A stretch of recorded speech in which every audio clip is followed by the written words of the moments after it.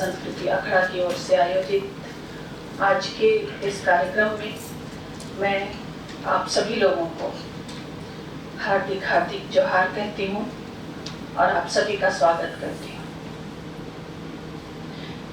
आज हमारे बीच में हम अपनी दो बहनें हैं जो आज के मुख्य अतिथि के रूप में, मुख्य अतिथि हम लोग नहीं कहते हैं, लेकिन हमारे बीच में दो बुद्धिया जो विशेष बुद्धिया हैं हमारे बीच में, उनको हम देख रहे हैं, सुकालो दीदी और राजकुमारी दीदी।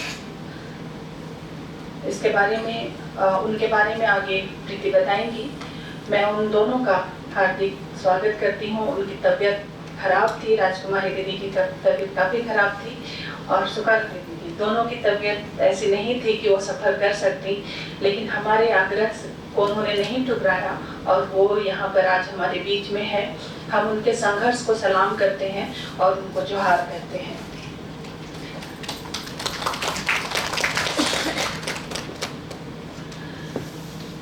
हम में से बहुत सारे लोग सुकालो दीदी से और राजकुमारी दीदी के परिचय से अनभिज्ञ हैं और हम नहीं जानते हैं वो ऐसा कि उन्होंने कितना बड़ा काम किया है या कर रही हैं। हम उनके बारे में बहुत कम जानते हैं। जो भी जानते हैं थोड़ा बहुत सोशल मीडिया या मीडिया के तहत जो बताई गई है हम लोगों को, उतने ही हम लोग जान पाए हैं अभी तक। हमारे बीच में राजस्थान से हमारे साथी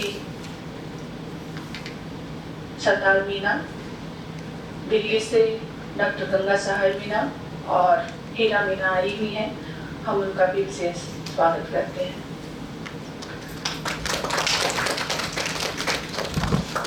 वैसे तो पूरे देश भर में हम सभी आदिवासी थोड़े न थोड़े, बहुत न बहुत, जहाँ कहीं भी रहते हैं, जब से सुप्रीम कोर्ट का ये आदेश आया है हमारे बीच में, हम सभी लोग उद्वेलित हैं, आक्रोशित हैं और कोई ना कोई कार्यक्रम ले रहे हैं और अपना विरोध प्रकट कर रहे हैं। उन्हीं विरोधों का ये नतीजा है कि बार बार वो डेट बदल रहे हैं और सुनवाई नहीं कर रहे हैं।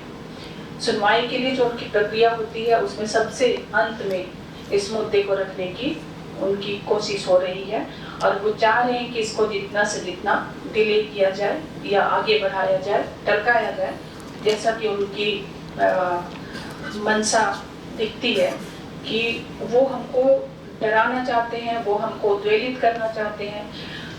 लेकिन हम आदिवासी जो इतने लंबे समय से संघर्ष करते हैं, ना केवल झारखंड के लोग बल्कि झारखंड से बाहर भी जहाँ कहीं भी आदिवासी हैं, वो लड़ाई में ही हैं।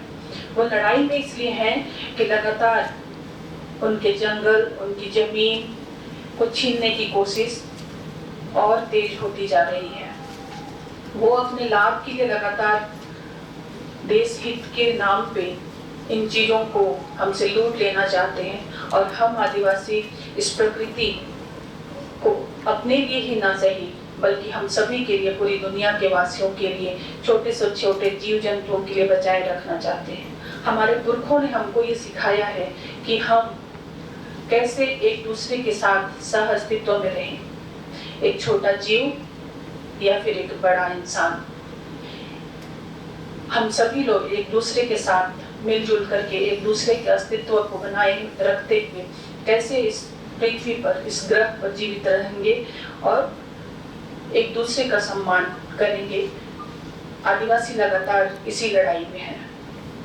लेकिन जो उपभोक्तावादी संस्कृति है, ये जो पूंजीपति लोगों की मंशा है, ये लगातार सिर्फ अपने फायदे के लिए ही इन सारे संसाधनों का, प्रकृति के जितने भी वरदान है हमारे लिए, उन सभी का वो अपने लिए चंद मुट्ठी भर लोगों के लिए उपयोग करना चाहते हैं।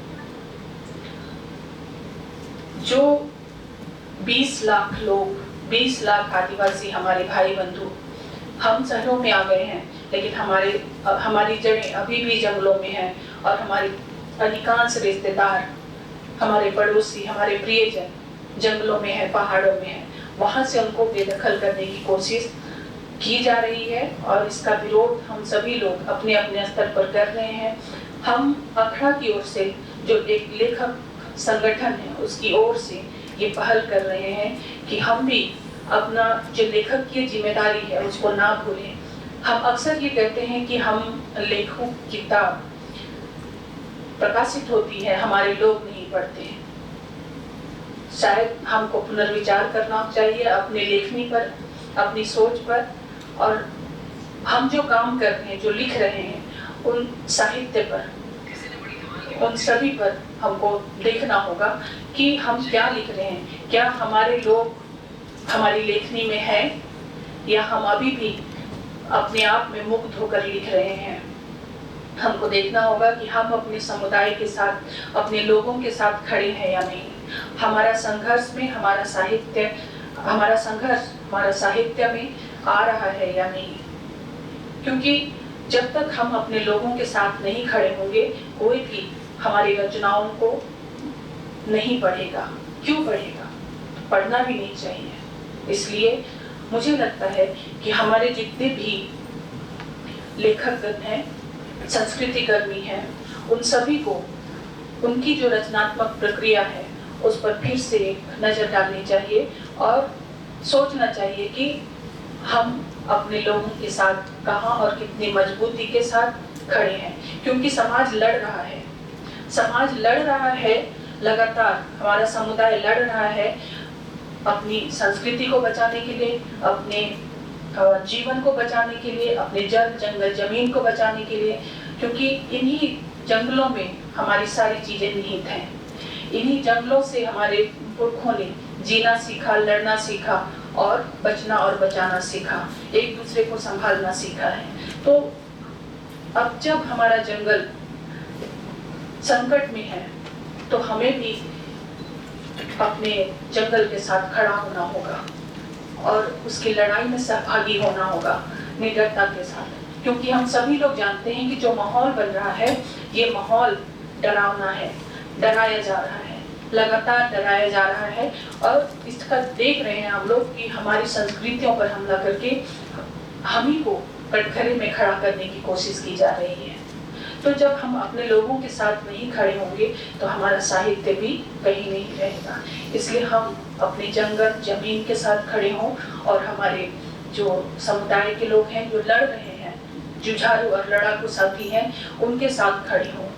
और तब हमारा लिखना और हमारा अगवा की जो भूमिका है उस पर कोई सवाल नहीं उठेगा और हम अपनी भूमिका लगातार बेहतर तरीके से निभाएंगे, एक दूसरे के सहयोग से, और आगे बढ़ेंगे, खुद को बचाएंगे और सबको भी बचा पाएंगे। क्योंकि आज का जो ये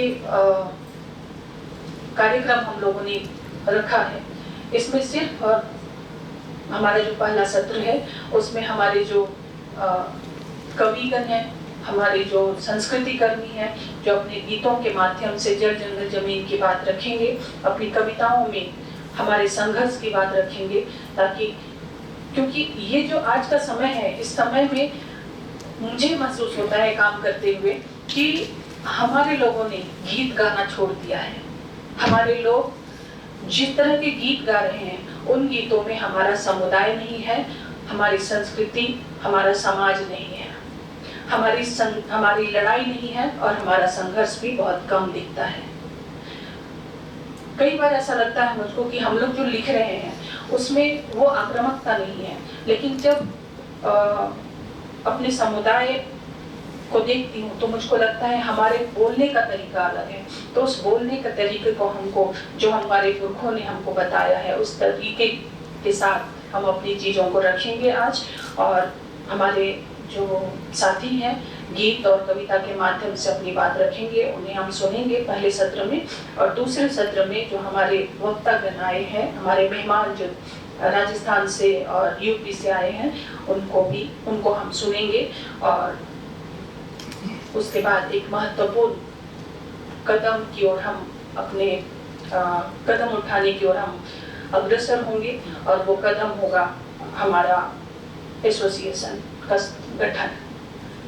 तो फिलहाल मैं अपनी बात यहाँ पर खत्म करती हूँ और हमारे पुनः हमारे अतिथियों का, हमारे गोतिया लोगों का और आप सभी लोगों का जिनका सहयोग अखड़ा को लगातार मिलता रहा है, रचनात्मक लेखकीय हर तरह से आप लोग हमारे साथ खड़े हैं। मेरा विश्वास है कि आगे भी आप खड़े होंगे। आप सभी लोगों का पुनः स्वागत है। जोहार करते हैं। जोहार।